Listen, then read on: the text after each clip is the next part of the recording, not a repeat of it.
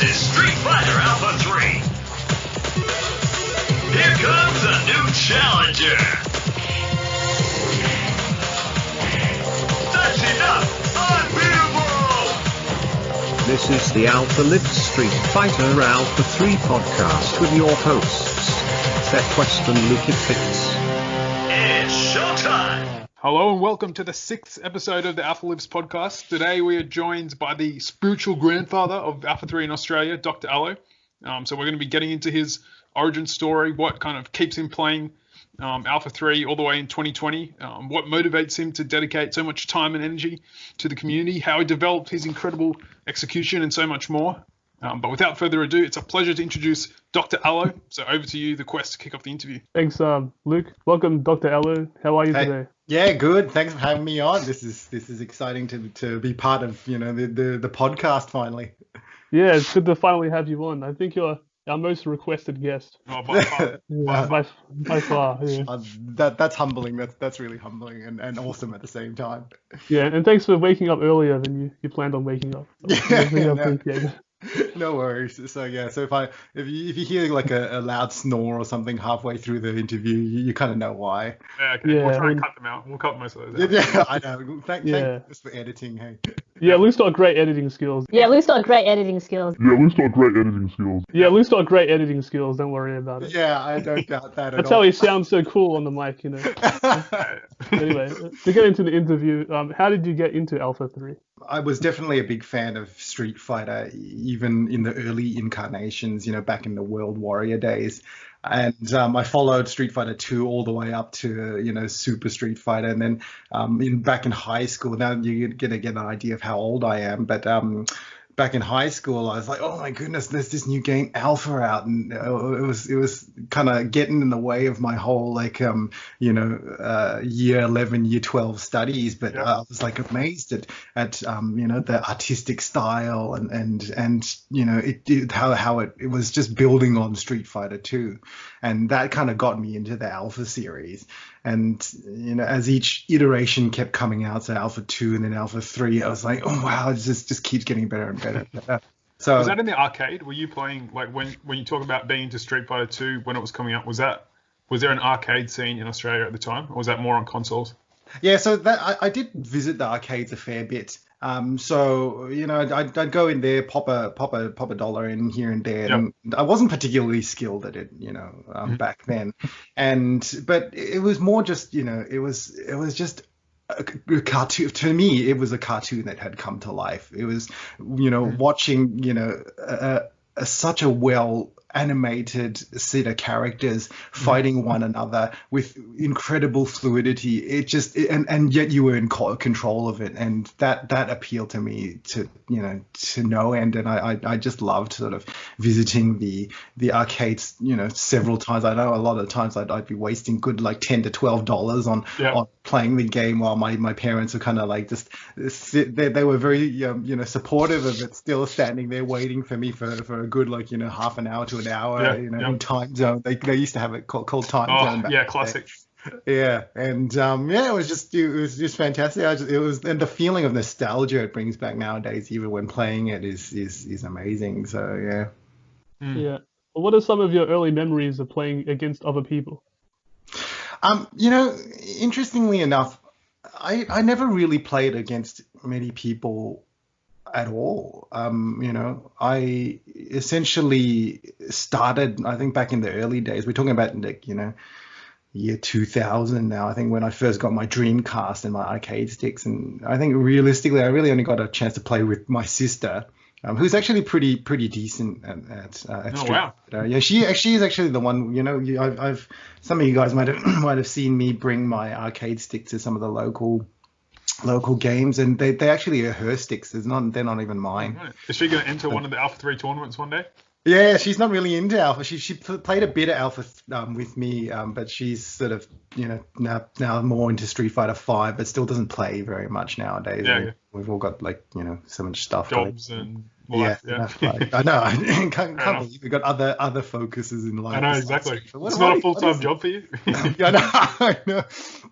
I think it's turning into one now. Yeah. But yeah, then I had played with another family friend then. So, but I think it wasn't it wasn't until maybe around 2005. I had met November Golf, who actually he started playing on his PlayStation 1.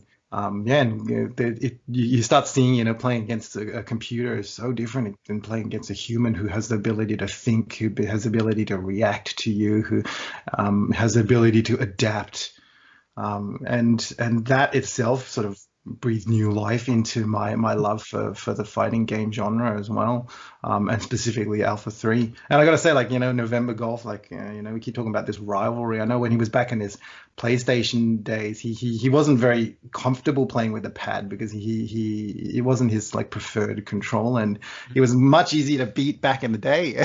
And then when emulation started, like the CPS2 emulation started around 2007, we started downloading, and he played on the keyboard, and man, he was a totally different man. He mentioned that. Yeah, he became a beast, I reckon. So did you have the edge over him when you first played? Initially, yeah, I did, but then he's the guy's very, very competitive. I'd say, probably more so than me. I'm one of those people where I just want to do things properly and do the best that I can, rather than competing against others. But this guy was incredible. Every time I'd get a one up on him, the next time we'd see each other, he'd completely smash me in that regard. And it was great because that kind of fueled my love for the game as well. Yeah. Well, you're known for having strong execution ability. Yeah. Now there's probably a long history to answer this question, but how did you develop it? I think it's just a matter of keeping at it more than anything else. It's just a sheer amount of exposure time. But I mean, I think realistically, when I start looking at the really high level players, I'd still say my execution is still has a lot to be desired. And I'm not trying to be humble. I think realistically, it's true. This, as with any art, you've Street Fighter is an art. I mean, it's a job, it's an art. It's more it's life. It's your life. It's a science. Yeah, exactly. That's right. So it encompasses so many different facets of. Yeah, that's true. But within our community, the Oz community, you have very strong execution ability. Thanks for that. So I think a lot of it does come from just persistence at anything. The more time you spend with something, the more the more versed you get at it.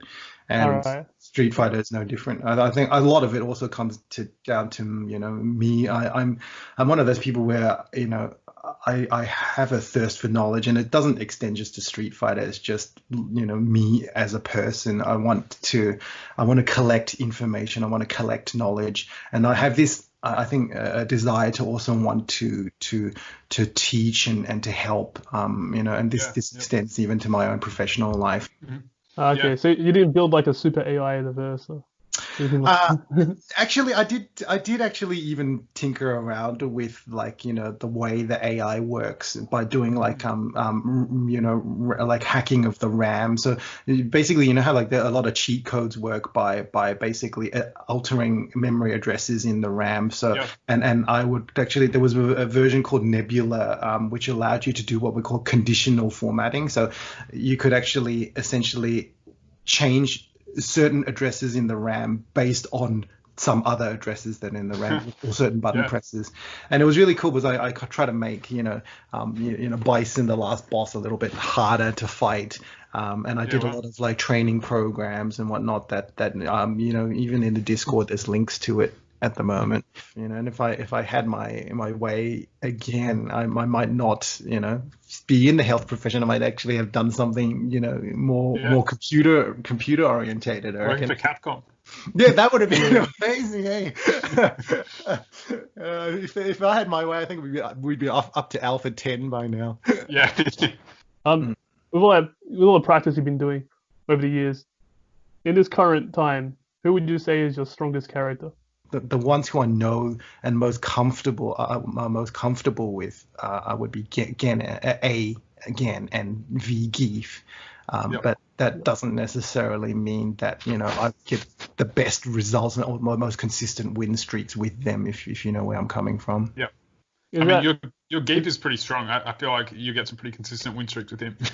Yeah, fair enough. In the But I tournament. Have you played? I don't think I've seen you play him in the tournaments that much. I tend to stay away from him as well. I know, Yeah. a lot of people go, oh, geez, there's certain things that they're very effective with him, and sure enough, but he's also I think Geef, unfortunately, he's kind of like he's really effective against some, but then there's some that he just really struggles with. Yeah. Yeah. Well, speaking of one that he struggles against, when did your frustration with Daleson first start? Yeah, I think my frustration with Dalsim is more a one on principle rather than of specifically fighting him. I think I just know I watched a lot of videos. I know where his strengths lie. And from the theoretical perspective, I see him as being, just a god of a character. And again, in principle, for me, it's like, okay, well, you've got this guy who's just far stronger than everyone else, and I feel that it can affect any semblance of community, because at the highest levels we're going to see just gravitation to one character, and that would then get rid of a lot of the variety and the different play styles and character choices and ism choices, and so therefore my dislike for him is more from as a matter of principle. Yeah, exactly. That's the reason. It's just that doesn't really seem to be the case. Like in the high level Japanese play, like it feels like Akuma is more that character than Dalsim is in terms of just dominating the metagame. Yeah, I mean, I think a lot of it's also got to do with, people don't pick characters just because they're strong.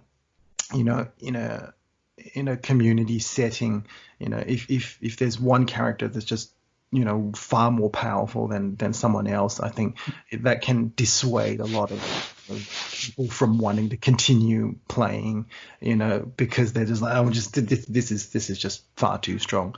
And so therefore, again, remember I always say my motivations are really, I just want to try and get a community get together, and I'll touch on more about the community and whatnot. And yeah, we will get into that. There was a first attempt at building the community that you mentioned. What happened with that attempt? Oh, geez, that's a long story. Let's get into it. Yeah, how let's hear it. Got so yeah.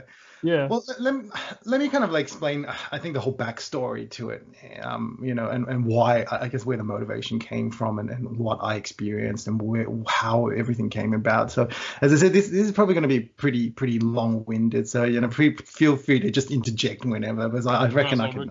Yeah. So if you're listening, strap yourself in. Get comfortable. Grab this is the story of Alpha 3 in Australia. Never heard before story. Yeah. So yeah, I mean, look, I there's no doubt about the fact that I'm an extremely avid fan of Alpha 3, and I think even that itself is an understatement. And I was touching on before, I've loved Alpha, more than any other fighting game, because I think everything about it is amazing.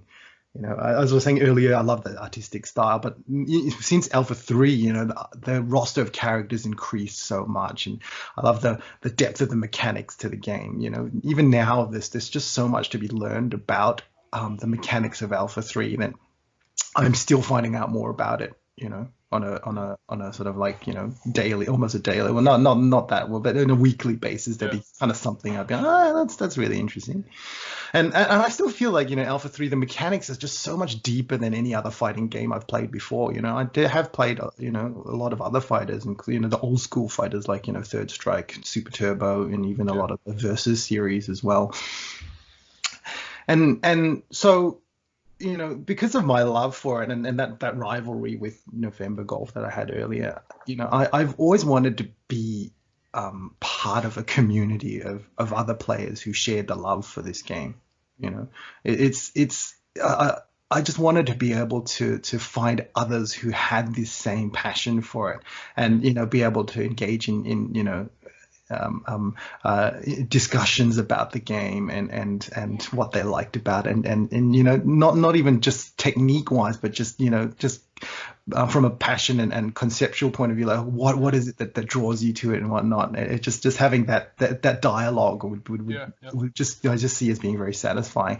But the issue is that the Alpha 3 scene in Australia was pretty much dead. And the thing that was most frustrating, I think, for me was just, there was so much focus on Super Turbo and Third Strike. And even to a much lesser extent, there was a lot on Alpha 2, but not on Alpha 3. And obviously, that is very depressing for me as a massive Alpha 3 fan. So that's then sort of got me sort of motivated to do more research about, okay, why is this the case? What is it about Alpha 3 to me is like, it's obviously brilliant. I'm not being biased here or anything. And rightly should be the most popular, OG fighting game in the whole world. Yeah. And initially I think, I probably attributed this to, it's just the natural decay of a game that's been out for a long time. And just for reference, Alpha 3 came out in 1998, which is 22 years ago now. Yeah, that's amazing.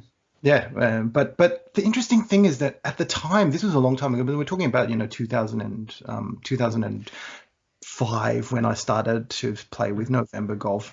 I started really doing the research back then, and it was interesting because I was like, how is this possible? Because Third Strike came out in 1999, which is only a year after Alpha 3. That's amazing. That's interesting. And then Super Turbo came out in 1994. Yeah. Right, that's 4 years before Alpha 3. Mm. So I was like, what is going on? How is this possible? This is an awesome game. So the limited information I found at the time, came from online forums and information about US and Japanese tournaments. Mm-hmm. And a lot of them, seem to point to the decline happening around the year 2000. So in the US, there was this competition called Battle by the Bay, which you guys might know now. It's actually become Evo. So it's massive. And they hosted Alpha 3 so they numbered each of the Battle by the Bay. So it was B1, B2, B3, B4. And then finally in B5, it was 2001. And they hosted Alpha 3 until B5 in 2001. And it was interesting because Alpha 3 was dropped, but then Super Turbo and Third Strike continued to be played. For years, like Super Turbo was going strong until basically Street Fighter 4 came out. Exactly. And I was like, geez, that's not fair. That's not even close to being fair. How do you have one game that's pretty good? A Super Turbo is pretty good, and you've got Alpha 3, which is freaking I think a lot of people would argue Super Turbo is like the like you said, Alpha 3 is the classic Street Fighter game. I think Super Turbo is that game for a lot of people. Yeah. I'm just trying to be, provocative. But and obviously there's going to be that bias from me. But and it was like, wow, why is Alpha 3 dropped? That's injustice. In my eyes, it was injustice. Yep. And even in the popularity in Japan appeared to decrease about the same time as well. And because November Golf and I used to regularly download replays of Japanese tournaments. Oh, yeah. For our viewing pleasure, and that came out the wrong way, but like there were these videos were getting harder and harder to find post about year 2000, whereas Third Strike and Super Turbo were just all the rave all the time, and I was like, geez, what's going on? So even back then, like online forums were really, really rife with discussions about crouch canceling in Alpha 3 and what it could be done, what could be done with it.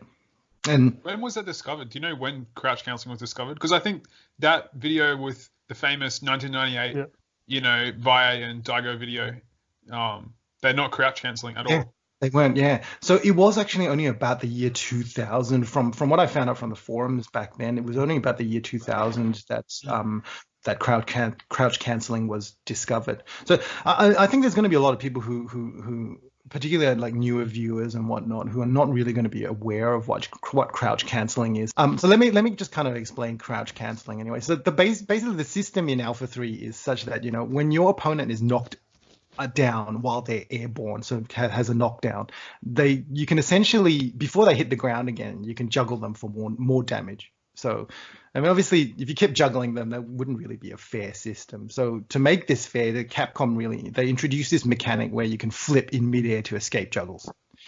But this can only be done when the attacking character has reached this thing called a neutral state. Normally, when you land from a jump, your character would normally reach a neutral state before you can do anything else. You can instead do this thing called crouching as soon as you land. So you could then go from a crouch to another jump, or even do like a Hadouken movement, so down and then forward to cancel it into walking.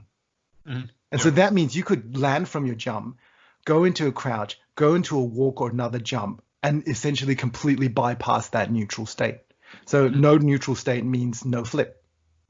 And essentially the reason why this specifically works with crouching is because crouching has 0 frames of startup. Is that right? Like, so you don't have to go through the neutral state, whereas you do, for example, can you just land and walk straight away? Or no, does that you can't. Go through the neutral state? So you have to cancel that landing into a crouch before you can do anything else. And the interesting thing is then the crouch can then be cancelled into something else. Yep. That makes sense. Yeah. So all in all, so if you add that all together, basically, if you hit your opponent with an air, like if you're both in the air, you hit them with an air-to-air hit, you could essentially land from the jump, cancel that landing into a crouch, and then cancel the crouch again into another jump, and hit your opponent again without them being able to flip to escape. Yep. Now, on its own, most of the characters really couldn't keep the opponent high enough to get maybe a few hits in. Like, I know those who are really familiar with it know that Chun-Li has got a jumping heavy kick which hits twice. So technically, you with her you could just keep juggling but then it would get to a point where the opponent would become dizzy, and then they would hit the floor and then they would stop. I mean, she would be pretty powerful because of that still. But you could lose 50% of your life, and you'd be dizzy, and then you could get more damage. Yep. But this system became really much more abused when you combined it with Vism combos. Now, the reason for that is because when a character is actually in Vism, the opponent reacts to being hit the same way as a counter hit. So, when you hit them in a counter hit, they get juggled up higher than normal. There's more damage and whatnot. But there wasn't more damage in Vism, but you got this interesting sort of physics mechanic where they got hit up higher than normal. Mm-hmm. So for airborne opponents, you could actually make it easier to do another crouch cancel air attack immediately after it. And so therefore you could repeat this crouch cancel jump attack much more easily than if you didn't have that, you weren't in that active Vism state. Mm-hmm. So I'm hoping I'm not getting too confusing here, but no, that makes sense. Yep. Yeah, it makes sense. Yeah. One question I have so you're saying the issue with, for example, Chun-Li's so-called infinite is that they get dizzy. Why is that not an issue with like, Cody's infinite or Ryu's or whatever, like the other infinites in the game? Yeah, very good question. Very good question. So basically, all hits when you're in this Vism active state, they don't cause your stun gauge to increase. But like a lot of the infinites continue after Vism is finished, right?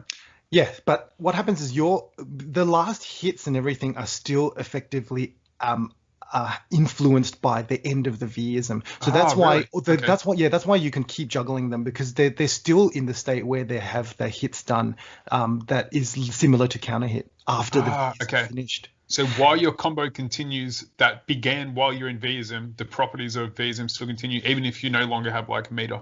Yeah, pretty much. You're very close. There are some things that change, like whether you can air grab them with command throws and whatnot. But again, I'm getting into semantics here. Yeah, sure. Yeah. So basically, then because of the fact that the stun meter doesn't increase, you could just keep juggling, and they would never ever get dizzy.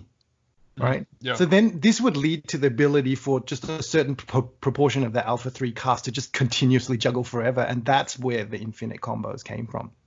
Mm-hmm.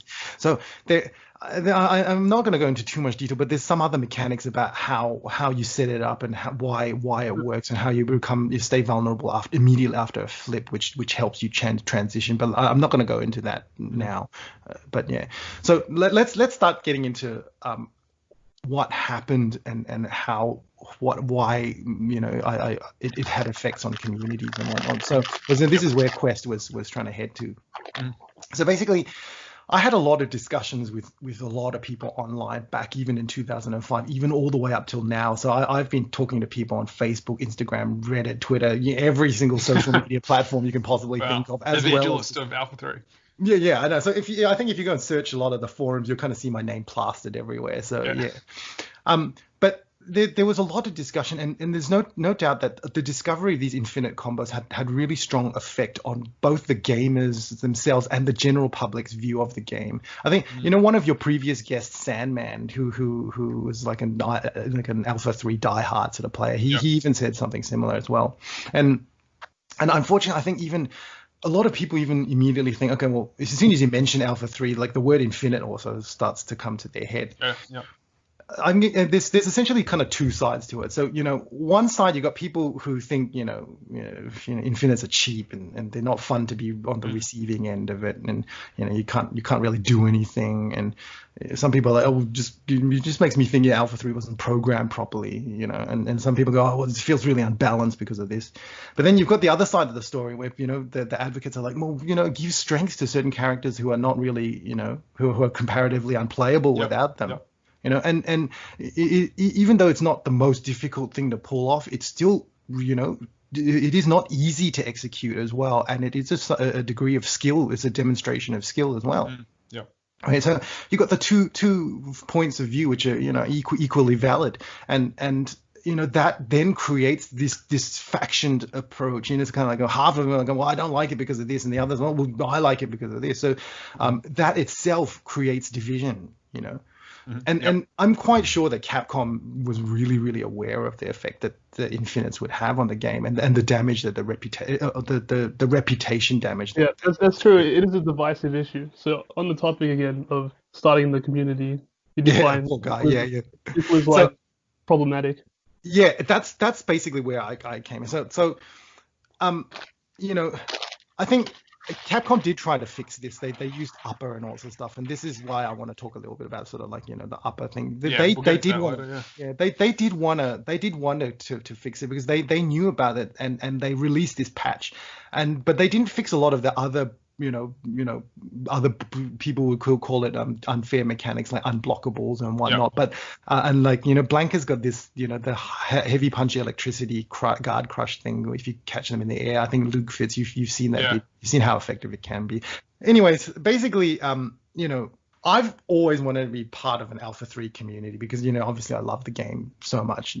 I know there is no Alpha, there was no Alpha 3 community in Australia. So I thought, okay, well, I've got to make it myself.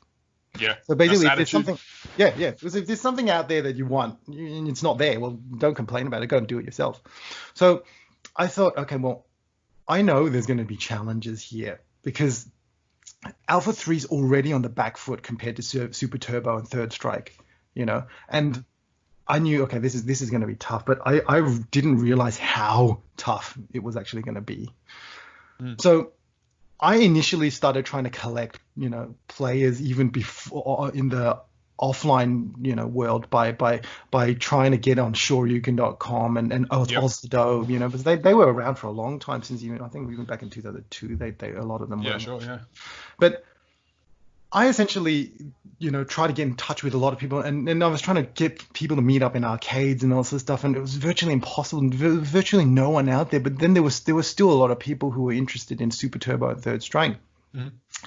Then like Fightcade came around in about 2016. I was like, oh, this is freaking awesome. Like, I think the Fightcade was around for a little bit longer than that, but I started trying to collect people around 2016 as well. But even so, the Alpha 3 scene was just really, really quiet as well. There weren't a lot of people online, but at least I did make connections to a couple of people, and one of them was Bo Angel. Do you guys know Bo Angel? Yeah, legendary player. Yeah, very strong guy player. Yeah, very, very strong player. And it was amazing. I was like, wow, there's not only like people out there, there's like really, really good players out there as well. And I told November Golf about this, and he joined and played with us for a little while. And he was like, oh, this is cool. It's fantastic. And that's why like Bo Angel remembers November Golf as being the Adon main, because not a lot of people played Adon back in the day. And Guy was still kind of like, fairly, not as popular as a lot of the other Vism characters. Yeah. So, but he joined for a little while, but there just weren't enough people online to keep playing. Did you manage to host any tournaments for the 4 people that were there, or 5 or whatever it was? Nah, because tournaments weren't my thing back then. But remember, my focus was I felt tournaments themselves initially were just going to be they could create a lot of salt and whatnot. So I was a bit hesitant. It was actually Raging Bull's idea to set, and he's actually done a fantastic job of that. That's true. I mean, it's actually brought the community together and brought more interest into the game. Definitely. So, yeah, because at the time, it's a learning experience, isn't it? Yeah, and I think the reason why I was a bit hesitant was that there were so many skill level differences at the time, and I was like, well, this is just going to make the lower skill level people just feel defeated. What's the point of it? So that I was initially very hesitant about it, but I saw Raging Bull's passion, and he goes, no, I'm going to try and create circumstances where at least it's going to be a little bit more of a fair playing ground and whatnot. And I was like, okay, well, fair enough. I'm going to try and play characters I might not be as formidable with, and then I know that itself is controversial too, as people go, well, you're not playing your best. And again, something we've talked about before on this podcast, and we think we stated before that we think you guys should play your best, because then it means more when we get a victory over you in tournament. And I think that's a very valid statement. So I'm kind of like flipping between the two. I'm trying to do both at the same time, if you know what I mean. So that I've still got the ability to play with those who are not quite as experienced, as well as playing against ones who want to see me playing closer to my real to the things that I know.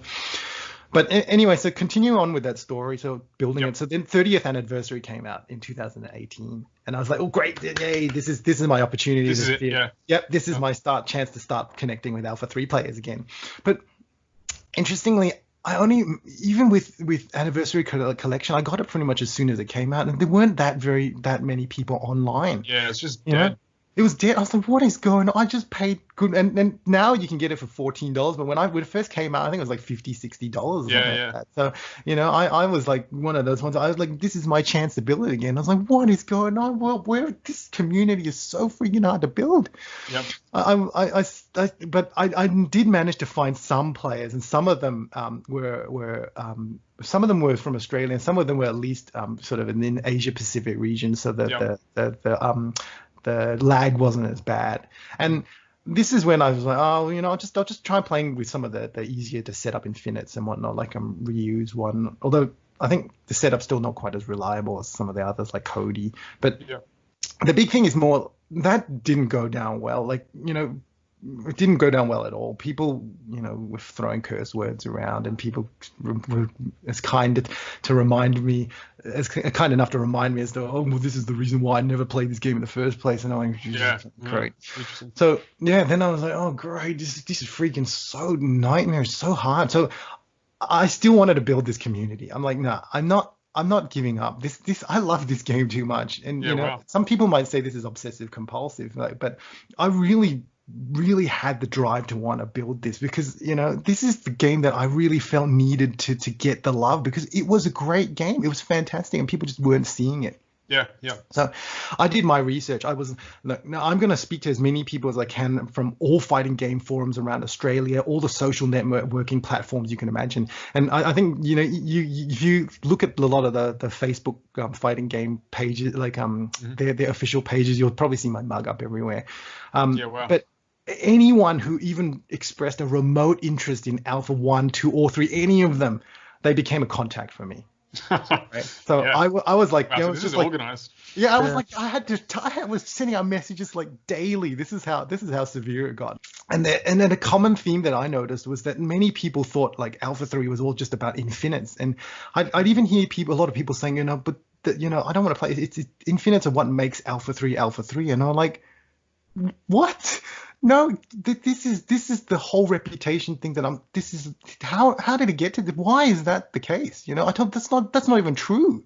I don't see how it could be the main aspect of the game. That seems a bit of a stretch. I know. That's why I was like, how do people get this?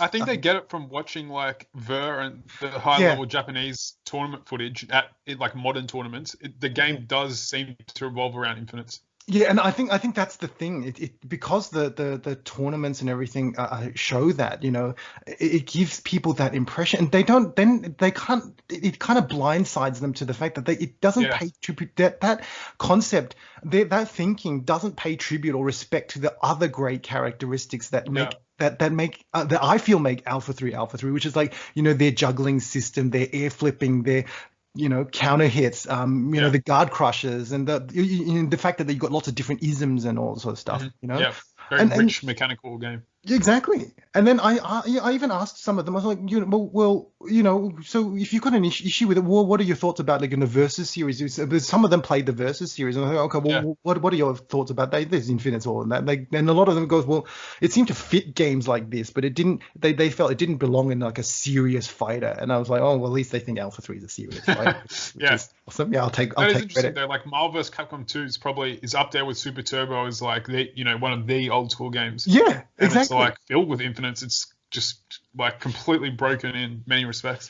Yeah, exactly. And I remember a lot of them. Well, they go, well, at least everyone had them, and I go, well, close to a lot more people did have them in Marvel vs. Capcom 2, and I think a lot of them also said like, okay, well, a lot of it's got to, well, there's so many other things that are stronger than the infinites themselves, right? And I was like, yeah, okay, well, this is your thoughts, so this is where you guys are coming from. So I was thinking, okay, now I've got all this stuff to be mindful of. If I want to get this community up and running, I need to be aware of this. There's a reason why there was no community at all. Yeah. Right. And repeating those same mistakes would ultimately result in the failure of the community. As they say, doing the same thing over and over again, expecting different results is the definition of insanity. A lot of changes you've made coming forward, learning from the mistakes. So it was basically I had to be mindful of what was the demographic of people who were going to be part of the community. As I was touching on before, look, many gamers nowadays, we were gamers back in the 2000s, right? The early 2000s. But now we've got commitments in our lives. We've got jobs, we've got family, we've got, other interests. And a lot of them are not going to be able to spend the time to play the fighting games competitively and learn these new techniques and whatnot, right? But at the moment they will, because of the corona issue. So we might. Yeah, I know. So if we get COVID-20 and COVID-21, then we can sort of try and take it on a little slightly different. Really pray for that.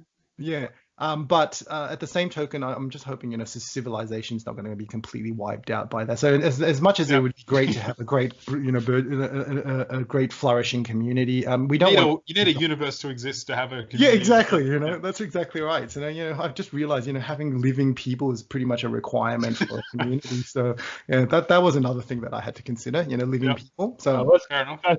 In your decision. Yeah. But another thing that I had to really be mindful is that fighting games can create a lot of conflict or saltiness to so to speak, and that could get in the way of like a harmonious community, because I saw the salt that people had when I was playing against them. So I thought, no, we need to build a community that's supportive. We need a community that can help each other grow and develop their skills, right? Not one that's just purely competitive, where people are always just out for dominance over one another, right? And then I thought, the source of players had to be the casual player. And what I mean by that is, okay, we're all casual, but what I mean is, if there were going to be competitive players out there who played Alpha 3, right, and they actually gelled with the casual player, well, they would have already created their own flourishing community. Yeah. Right? There would be a community that I would already be able to join. Right? And, just even recently, you just see the the perception, like November Golf just recently posted something on Facebook and he showed me, you see people just don't tend to talk very highly of Alpha 3. So someone said, is anyone on 30th anniversary collection, who can play with it? And you got a whole lot of laughing emoticons underneath, and then someone just went out and purely said no. And I'm like, and then November Golf was kind enough to go and write down, no, look, we are an active community, and this is where we are. So, I wanted to be able to connect with, the casual player, because that's where the large amount of players base would come from. Yep. So sure. With this in mind, I was like, okay, well, that's it. I know what I'm going to do. I'm going to continue to search for. I'm going to search fighting game communities for Alpha 3 players with this in mind. I went to everything I could possibly go to, and got contacts of all these people. Like I was saying before, I went to CCH, and and that's why Muttons was saying there was no. He couldn't even introduce me to one. Luckily, I met Inkaros, and Inkaros was such a lovely guy. He's so friendly, so chill, so warm, so welcoming. Right. I went to BAM and I met Wu-Tang. He doesn't say much in the Discord, but I actually speak to him on Facebook a lot. And he's quite a strong player as well. He's a strong player, and he actually helped me with the comparison video. He lent me all his equipment, and he actually stood there with me for 4 hours, just helping me test all this sort of stuff. And so this guy's amazing. He's so chill as well, so just a lovely guy. And when I met him in BAM, he didn't know me from Bar of Soap, and he got to speaking with me, and he played games with me, and he's lent me controllers and all sorts of stuff, driven to me. I just asked him. He didn't even barely know me at the time, and he's still already like, now here, take my controller. I'm like, wow, geez, this guy's like super awesome. But anyways, I joined like Team WP. I joined all the fighting game forums on Facebook and all the different social media platforms just to search for players. I continued to chat with lots and lots and lots of people, and I got to know experiences they had with the game, what they liked about it. So you're a world expert on kind of Alpha 3 and its perception amongst the fighting game community. Well, I wouldn't say. I mean, look, remember, this is from my perspective, but I have done a lot of research at the same token. Obviously, if it was, I'm only speaking from my own personal experience and from what I'm reading out there in forums. But this is my take on it, and this is from lots of conversations about the game with so many people that I even so I got to the point where I think some people saw me as pestering them. There was this guy, he played a little bit. I met him at BAM, and I even took a photo with him. And then after a while, he's like, I see what you're trying to do, and look, I can't commit this what you want me to commit. I'm gonna just have to leave the Discord. I'm like, damn, I want to try and get this thing working. You felt like a salesman trying to get it working. Yeah, almost. Like, and sales is not an inherent skill that I have either. So I don't have a salesy kind of like personality. So I went back to playing Fightcade again, and shortly after that, I happened to meet NTG. You guys remember NTG? Yeah. And he was a lovely guy, so chill as well. I just love these guys. These are amazing. And it's a shame he doesn't play with us anymore. But he actually helped me first create the first iteration of the Alpha Australia Discord.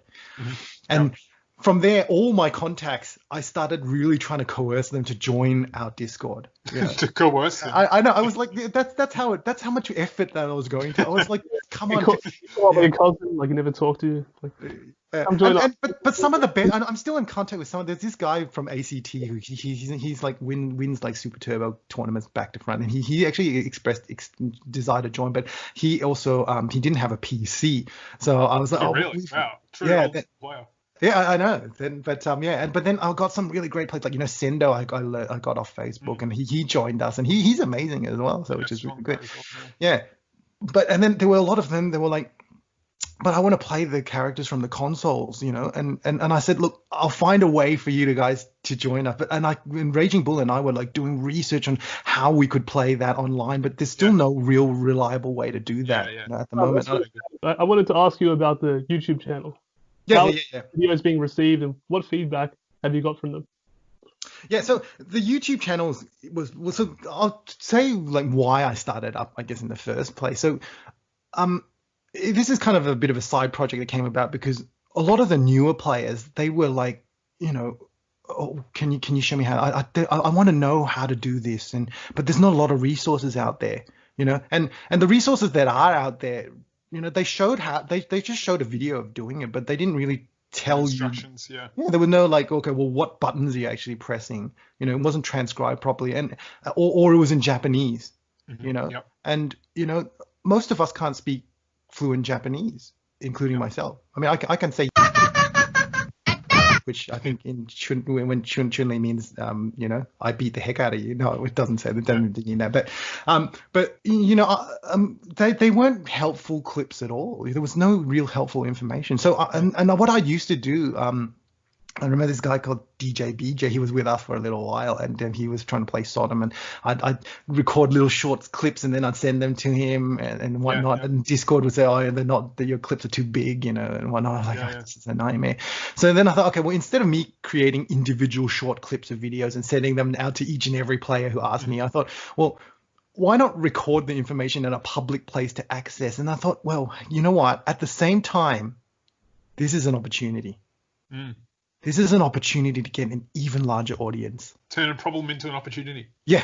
So I was thinking, well, why not use it as a platform to reach out to more players? And if these players were Australian, then, well, guess what? They're welcome to join our Discord group, and that could increase our community even more, right? So I know before the chat, I sent you guys like this zip file with all the analytics, Yeah, so let's look first at video table number 1. So that is actually videos ranked by views, and so that basically this first one is in the lifetime category. So that means I've separated. I actually have the information there, which is for the whole life of a video, as well as the life of the video in the first month. Okay, so how much view is getting seen just in the last month, and that allows me to see, okay, well, how are videos being received immediately, and then what happens after a certain period of time. So this first table number 1, actually shows the whole lifetime of from when the channel was conceived till now, and we're looking just at the views. And if you have a look at it, Marky sits all the way up the top. And that is so bizarre.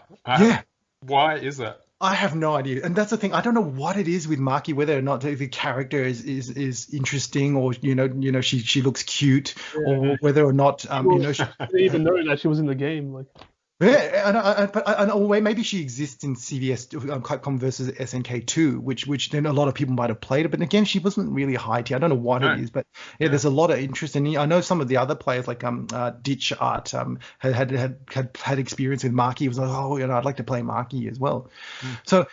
But the videos with the most amount of views are the playthroughs, and Maki and Evil Ryu, are more popular than the other characters. And there was also a pattern that all the upper characters were getting a lot more views than the vanilla characters, Balrog, Boxer, the back Boxer, and Kirin.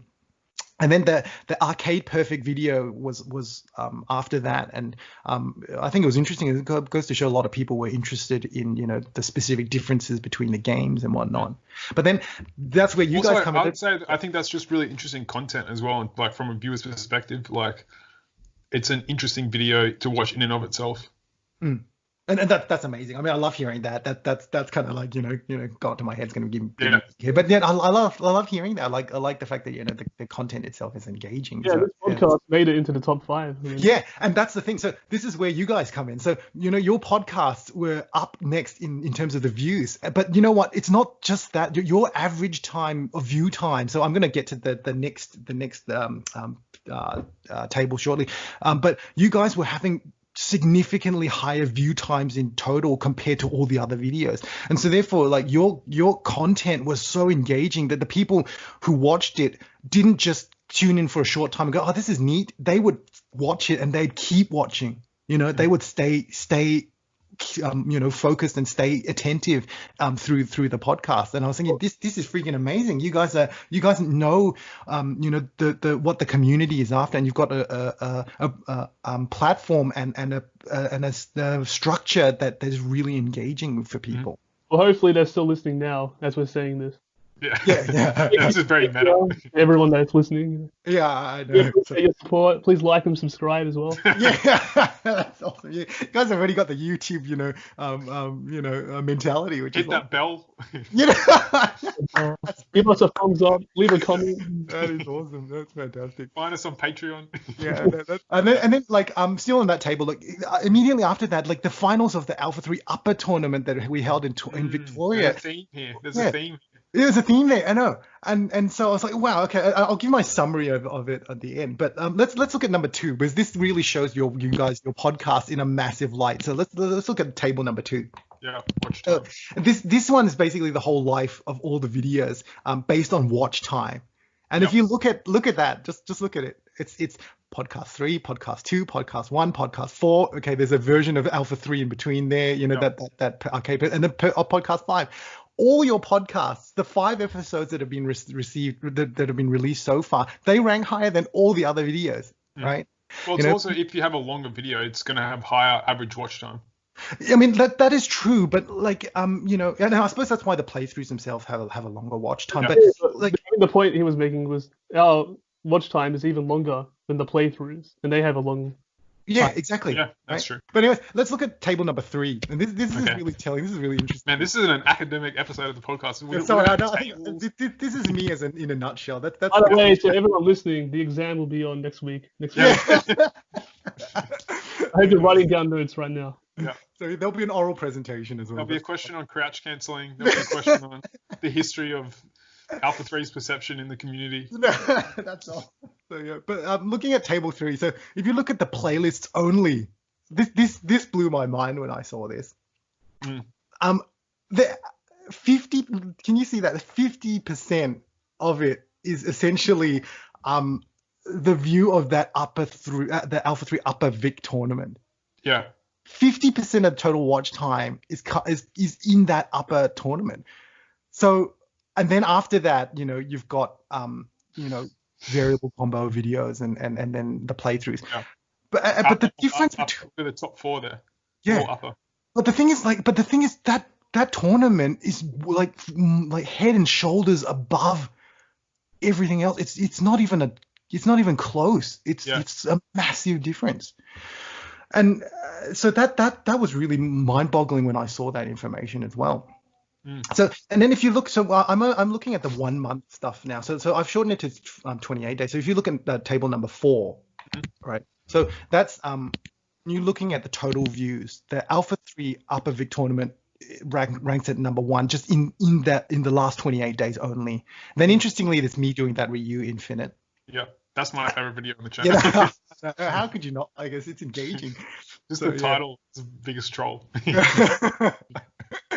So yeah. And then after that is the upper max playthroughs, and then the podcasts. And I think that's not to say that but when you're looking at the total watch time, and so if you look at table 5, again the podcasts are ranking at the top.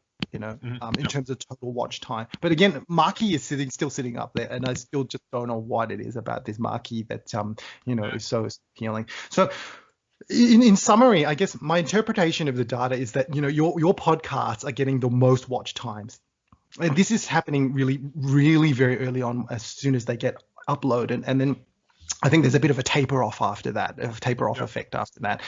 But I think the big thing that I see is that, and I think it was really it kind of like confirms what the discussions that I was having with the people that, the contacts that I made. Like the general public appears to be gravitating towards upper max videos than the vanilla ones. I think that's the most surprising thing out of those analytics is that fact.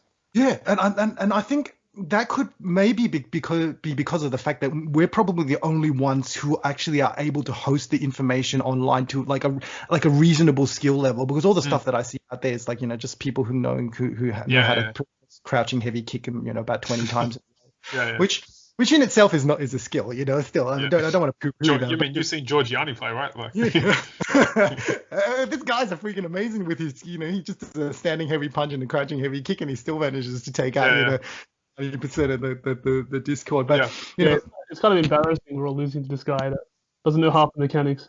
Yeah, I know, but I think that goes to show, like there's so much to it. Like you can focus on so many different areas. That makes this game so 3-dimensional, so to speak. Yeah, like if you're a new player and you think Infinites are too strong, go and beat Giorgiani with Infinites. Like. You're not going to do that. Exactly, that's right. So Giorgiani is going to go, well, yes, you got Infinites, I got a crouching heavy kick. Yeah, right.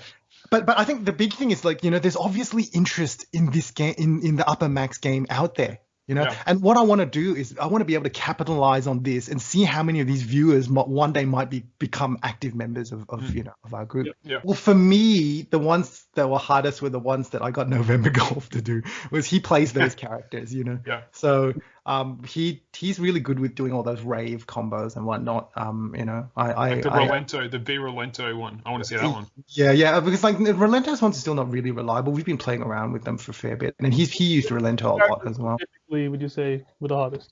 Yeah, well, let me see. A lot of it came from unfamiliarity more than anything else. Yeah. Like, because I wouldn't say that I play a lot of, Julie or Junie, upper characters. I don't get a chance to play a lot of them, like Maki. Yeah. I had to do a lot of experimentation to eventually find combos that are not listed anywhere else. The Maki combos, no one else had actually come up, had actually found so those the are ones. exclusive. Like they're Yeah, exactly. They're exclusive. Yeah. A lot of them are exclusive, right? And a lot of them you can't actually find them posted up on. Like, and even just recently, like Ingrid, if you saw it, I did a playthrough of her recently. She can get a 97 hit combo without any. And there's no infinites in max. So Wow. she's and no one had found that out before, and only it literally was only 3 or 4 days ago that I tinkered around long enough to actually find out that. That's amazing. Yeah. So yeah, but then there's stuff that is known out there, but I just cannot find any stuff on it because I've seen it done to me, and I thought I had to document this. Like for example, X Cody, that one where it's this juggle combo, right? Yeah. I've actually had to use it, but I can't for the life of me. I've searched all the biggest YouTube pages, all the biggest resources, and I just cannot find it. I just can't find it. I just don't know where it is. So I thought, okay, well, I'm going to put that together. So those were some of the ones that are really hard to do because I remember what they looked like and I remember what the concept was, but I had to go and tinker around until I found out. So it wasn't more from an executional point of view that was difficult. It was more, can I remember what exactly was done to me to make it work? So obviously you guys have been aware that I'm actually manufacturing my own line of controllers and everything. That takes a lot of time. Yeah, that's amazing. Let's talk about that. What's the inspiration for your line of controllers, as you said? Oh yeah, actually, there's a story to that as well. So the reason is because there were so many people who weren't able to play locals or even play at a decent level.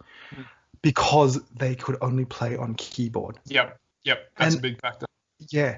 And I was like, surely there's something out there, right? And I was the hitbox. Are you familiar with the hitbox that Daigo uses? It's similar to a keyboard, except it uses like what would normally be the right-handed buttons also for the left hand. Yeah. And the thumb button would be kind of like where the space bar button would be. Yep. But that was still very unfamiliar to a lot of people, right? And then they were like, but like for players like Georgiani and yourself, Lukefitz, and November Golf, they all play on keyboard. They can't execute the stuff that they want to execute on a pad or on a stick. Yep. And they were like, well, I don't want to go and get a mix box either because the mix box has buttons. I'm not used to these, but I'm used to the keys.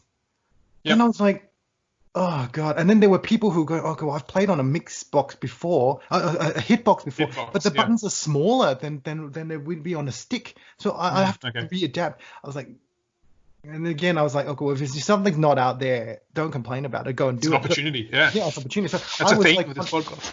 Yeah, I was contacting like so many different people out there, like, could you make a version of this? And I was trying to look up different methods. And the reason, also a big motivation was like November Golf had no way to play against people who like playing on PlayStation 4 and consoles because he only had the keyboard. So I was like, he's a great mate of mine. I've got to facilitate this love of Alpha that he's got too. So I was like, well, let's try. And so I was doing research after like so much and trying to get in touch with people. And eventually I found this guy in China who manufactured components and had done a copy of the mix box and the hitbox already. And I was like, and then awesome. I said, oh, how did you get in contact with him? Like, it's just a matter of like just constantly trying keep trying to open doors until eventually whatnot. So I spoke to the guy. It's like, how do I? Can you make modifications to it? Can you change this? And he goes, yeah, I can, but you'd have to make it in a pretty big, scale for me for it to be worthwhile. Yeah. So I was at the drawing board and I started talking to him. Okay, well, this is what keyboard players want. This is how high the keys need to be off the keyboard. This is and because you've got to make sure that there's no ghosting. It's got to be able to be compatible with this. So I started investigating where I can get the PCBs, the printed circuit boards from, and then how we could actually go and design it, what different materials we'd use on the top, how we customize it, and all this stuff. And eventually, it just snowballed into a bigger and bigger project until eventually, like, okay, this is amazing. So, the product is pretty much ready to go. I'm waiting for the final shipments to come to Australia for me to take photos and then put it out on Amazon, eBay, Facebook sales pages, Instagram pages. And I'm going to hit all the different social media. I can see that being huge because I'm sure there's a lot of people who've been introduced to. I'm mainly thinking of Street Fighter 4 and 5, and just other fighting games who have mainly played on computer and started with keyboard. Like I feel like that's the experience of a lot of people. Exactly. I can really see a mark for this. Exactly, and that's the reason why I was like, well, it's not just November Golf and Giorgiani and you who benefit from. Imagine all those people who can't play in tournaments. They're freaking amazing. They've got great skills. They could probably beat up most of the people who play on stick, right? But they just can't enter the tournaments because they've got no viable control. I mean, there's a video I saw on YouTube of some big tournament in America where someone brought a keyboard and like plugged it into the PS4 or whatever. Yeah. He obviously had some mod, and everyone in the comments was like laughing at it. They're like, "Oh, look at this scrub like using a keyboard." Yeah, and that's what I mean. Like these sort of, and that's why I think like the fighting game community sometimes as great as it is, there's sometimes this sort of elitist or toxic sort of environment which is not conducive of building a community. Yeah. So that's why it's like no, if you play on keyboard, great. You've got a skill that us stick players don't have. I can't even play on keyboard. Okay, yeah, right. So it's what's the time horizon? Like when are these going to be available? What's the kind of initial price point that you're thinking of? So yeah, I'm trying to also be more competitive because if you look at all the other ones, like the other controls like the Hitbox and Mixbox, they can go up from about $250, $300 US. I'm trying to keep my price point around the under 200 US and still have a product that's decent, right? And it's got even more. It's got like LED lights and all sorts of stuff that the Mixbox and the Hitbox don't have. What makes it? Where does most of the to buy a USB keyboard maybe like $30 or $50? Like where does the extra $150 come from? Is it the small run in the factory, or like where does that extra margin come from? Yeah, so particularly when you're sort of playing fighting games, you need a certain like tactile feel with the keyboards as well. Okay. So that's why they use this thing called the Cherry MX Black. There's different colors, but the black ones had the black doesn't refer to the color of the keys, but just they had the specific type of switch. Yeah. So they had certain types of switches and all sorts of stuff. But the printed circuit board itself is actually very, very costly, right? So it's specifically made for consoles, and then on top of that we have to customize the shape of the controller base itself, so these have to be made out of metal. So you've got to so you can't just get a metal container and just stick it on top. You have to have ones that are ergonomic and all sorts of. So a lot of it came in terms of the design of that as well. And then you've got to cut the holes out specifically. Like at least keyboards, they're all standardized and whatnot. They're manufactured on a massive scale, so there's a lot more demands for them, right? So a lot of it comes from that side of things, the customization, the printed circuit boards, which are made by an external third party, and then having to wire things up and whatnot. So that's where the cost difference comes from. What's the name of the product you're making called Keycade? Is that correct? Yeah, so the product itself is called Keycade. So it was kind of like the keyboard way to play in the arcades. So that's how the name came about. And also I was trying to look on the business register to find things that have never been registered before, and it took a while to find. So pretty much everything's been taken. I guess the Cade market towards the Fightcade players as well. So a lot of them would play on keyboard. Exactly. And so that's why I was thinking, well, what better way to build the community than have people who could, like, imagine then we could go, well, I know in the past, like even Lukefitz, we had to, Raging Bull was trying to run an event in New South Wales, and a lot of people are like, well, I play on keyboard, how am I going to do this? Well, exactly. Now we've got a solution.